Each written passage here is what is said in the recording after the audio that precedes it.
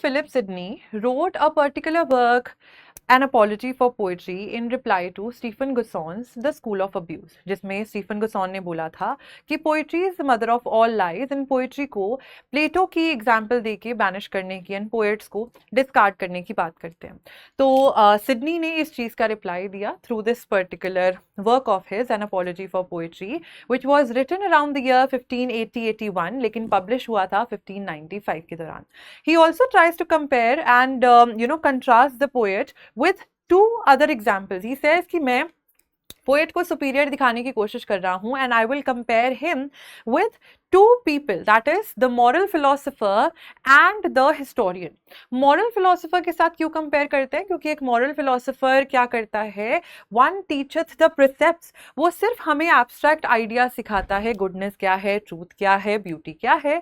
On the other hand historian क्या करता है, हमें concrete factual examples from history बताता है, ताकि या तो हम उनसे सीख के गलतियां रिपीट ना करें, या कुछ अगर अच्छा हुआ है हिस्ट्री में उसको रिपीट कर सके।